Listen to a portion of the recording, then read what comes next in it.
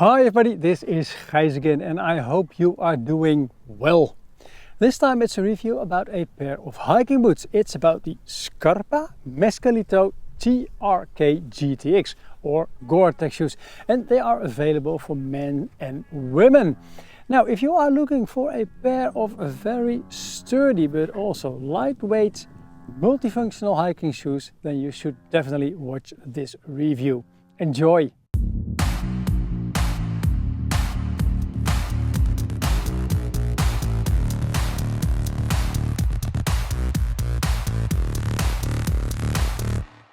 Welcome back to the review on the Scarpa Mescalito TRK GTX hiking boots. And as you might hear in the sky, the military is busy with a lot of exercises. And sometimes on the background you will hear Galloway cows moaning, barking. What's the correct word? Mooing. That's the correct word, of course.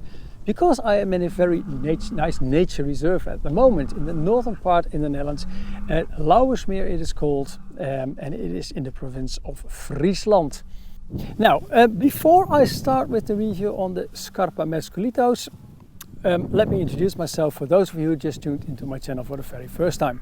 My name is Gijs, which is a very typical Dutch name, and it is very hard to pronounce for most people who are native English speaking, and even Germans and Frenchies have a problem with this, but it's really a typical Dutch name. The reviews that I make, I do them totally independent, so that manufacturers are not paying me for my reviews.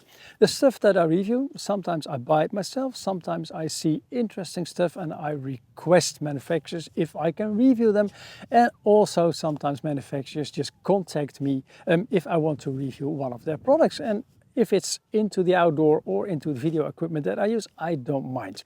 Now, if you like what I do as an independent reviewer at the end of this video, then please give the video a like and consider subscribing to my YouTube channel, because, well, every subscription helps me get further with making more videos on a very regular basis. So thanks in advance if you do.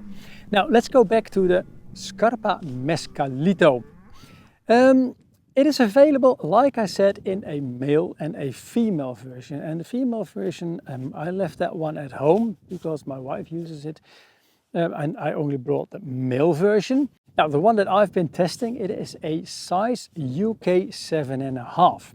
And I put it on my precise scale at home and I measured a weight of 1269.5 grams. Of course, Scarpa claims a weight too, and they claim the weight of 1200 grams for a size 8. So that means that their size 8 is a little bit less heavy than my UK 7.5 that I measured. The female version that we have at home, we measured that one on the precise scale at 1090 grams in a UK 5. And yes, the weight that Scarpa gives for a UK 5 is also 1090 grams. So that is absolutely spot on. So that little weight difference on what my shoes weight and what Scarpa says, well, let's forget about it, because it's really not a big deal. The shoes themselves, what is important if you are looking for a pair of new shoes, never go into a shop and just take every shoe that you see.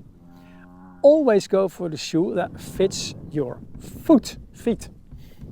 And in this case, since I've been testing shoes already for quite a long time, and of course with the help also from Scarpa, how they built the last for this shoe, we came to the conclusion that this Scarpa Mescalito is suitable for people with a little bit more narrow to a normal shaped foot. And that sounds like a little bit of a typical Italian last, which is not totally true, because I think that these are, especially around the toe area, they are way wider than the Italian shoes that were made for, let's say, about 15 years ago. So in that case, it is a little bit more European in shape. Now, the sizing, the Scarpa Mescalito for men is available in a UK 6.5 to a 13, and most of them are half sizes, but of course the bigger the feet get, normally in the end it is a full size that you have to buy. For the women's, it is a UK 3.5 to a UK 8 in sizing. What you will see is that the shoe, it is made out of a material that is a mix of textile and nubuck leather. And nubuck leather, it's got this really nice, soft, brushed look to it. On the inside, you will find a Gore-Tex liner, and that makes the boot waterproof but still breathable. Now, of course, Gore-Tex, it is a PTFE membrane. We've got some discussion on this in the outdoors because we want to get rid of PTFE basically. The good thing is that this is still PTFE, but the fabric that it is laminated to, it is Blue Sign certified. So in that case, it is a little bit more sustainable. Of course, if Gore-Tex is going to phase out PTFE, the membrane itself made from PTFE, well, that's something that we will see in the following or in the years to come. But probably, yes, they will.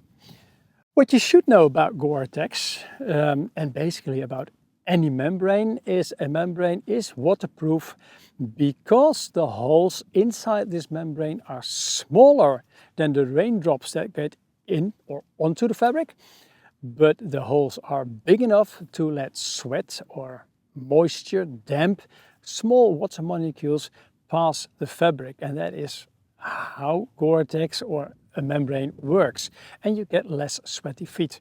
Now, of course, you have to remember that in boots, the liner is on the inside, and if you take the boot construction-wise, and I will put a nice cut-through image of another boot in here, then you will see that on the inside you've got the liner. This liner is here for some moisture absorption and regulation, but also for the comfort, of course. Then you see the liner with basically the membrane on it. And then follows the rest of the boot. That means the outside fabrics like textile and leather or rubber. What this means is that, of course, if your feet get sweaty, it still has to pass a lot of layers. So the breathability of hiking boots, in my opinion, or to my opinion, it's always something that you have to take with a little pinch of salt. I think this is the correct pronunciation. In Dutch we say een korreltje met zout.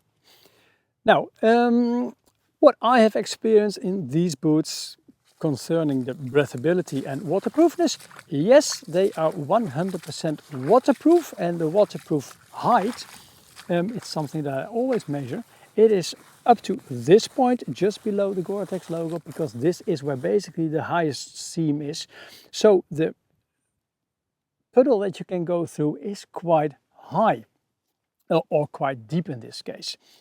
Breathability, under normal circumstances, I really think that these are nice, breathable boots. But of course, when you are doing a summer hike with a heavy backpack, you will get sweaty, and then you will get sweaty feet as well, and they will get a little bit moist, and they will, of course, be a little bit smelly in the end. Now, one tip regarding socks that you're wearing with your boots: never ever wear cotton socks, because cotton absorbs a lot of moisture. So your socks will get wet. That means that your feet will stay wet. That means that you will end up with blisters after a while. I always use merino woolen socks. Merino, not 100% merino, because there is always some component of elastan or another elastic material in there, just because of the shape, to get the fit right. And sometimes there is also a polyester or a nylon fiber woven into them to get them a little bit more sturdy, because merino is not always that sturdy. Try this at home, wear different kind of socks. Try also the cotton ones, but don't do this on a very long trip, just around the house, and you will see that cotton socks are most of the time not very adequate in moisture regulation. Now, what I do like about the Scarpas is that, like I said, almost 1300 grams. That means that they are, to my opinion, quite light for what they do. Because when you talk about Europe, and especially Germany, these are category B hiking boots. And category B means like hiking on trails into mountains, but not into high altitude mountains and not rock climbing. I've been using these boots now for about, I don't know, I think more than over a year. And what I've noticed is that they're way more capable than most category B hiking boots. And why is this? Well, if I grab it, you will see that the boot, it is quite sturdy. If I try to flex it in this way, yes, it flexes a little bit, but not that much. So that means that the boot itself, it is a very stable platform, giving a lot of support. One thing that I like to point out is that if you look really nice at good at the outsole basically, or at the shape, you will see that the front part is curved and that the bending point of basically the sole in total is nicely in the middle of the forefoot. And when you have this hiking movement, walking movement, then this is where that flex point should be. Also, what is important is that the connection between the forefoot and the heel, that one is very, very sturdy. If this connection is not very well and there is a lot of flexibility between them, then you will end up quite soon with a lot of fatigue in your foot. And that is not nice if you're doing a longer hike. Now, the outsole itself, and let me turn it like this, it is from Vibram. You will see it on the nice yellow logo. And this is the Vibram XS Track Evo. Now, what I do like about the outsole is that the lugs, they are quite deep, and I've been using it now for a very long time, and the lugs are still 100% okay. What I also like is that at the front, this area here, it is very, very grippy. So even if you want to do a small rock climbing part, for example, a klettersteig via ferrata, depending on the language that you use, this is really very, very usable. On the back as well, the point where you land when you put your feet down, it's a little bit curved. So that means that the natural rolling motion is there already. Also, what is important is that you see this hooked shaped profile near the heel. And what this means is that when you go down the mountain on maybe gravel stones, that this is a very good brake. So downhill, this brakes really nicely. And that is what I like a lot about this boot.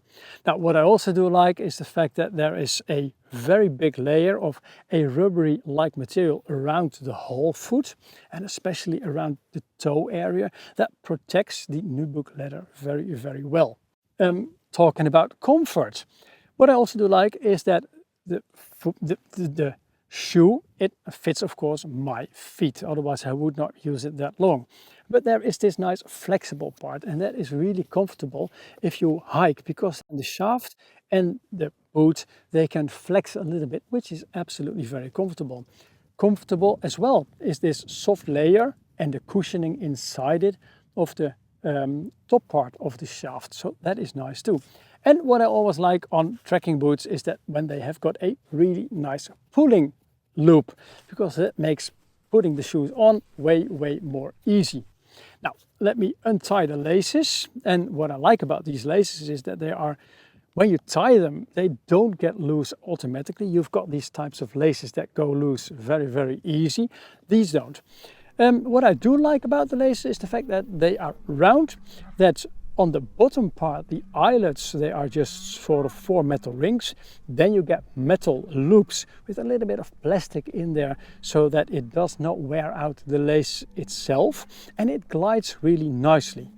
Then in the middle of the tongue, there is also a loop. So when the laces go through this fixates the tongue, which is good because then it will not slip sideways, which is important because that's not comfortable.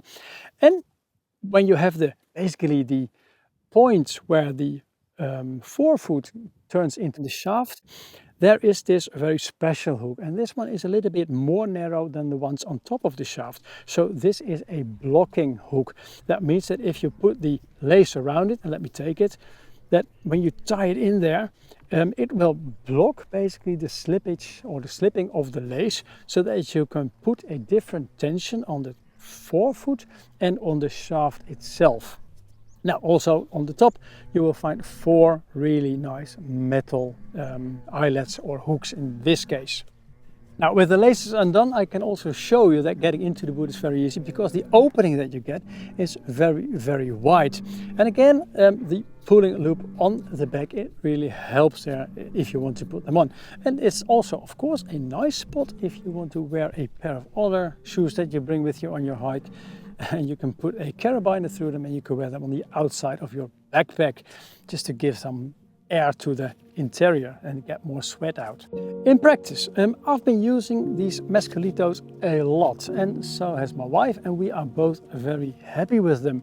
They are very comfortable for long trekkings, and what we've noticed is that although it might be just a sort of lightweight hiking boot in a B category, we think they are capable of way more, because it is really a very stable platform, and we've done many hikes with a backpack of 15 kilos and sometimes a little bit more when I'm wearing my photography backpack, and I don't get any sore or fatigue on my feet. So in that respect, yes, they are very comfortable. Did I also tell you already that the lacing here, it's asymmetrical, so that when it pulls together, it really pulls nicely together through like the anatomy, the shape of your foot basically. So in that way it is very comfortable too. Shock absorption, I did not talk about it yet. That's the only thing that some people might not like on these boots, because of the fact that they are way more sturdy made and a stable platform than I'm used to with basically this kind of shoes.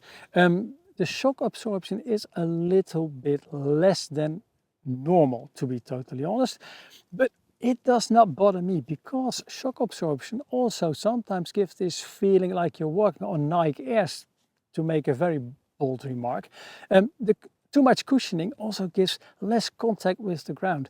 And like I like close contact backpacks because they fit nice to my back and I feel what they're doing, I also like a little bit more of a stiffer shoe in total with a little bit less shock absorption, so I feel more what is going on underneath my feet.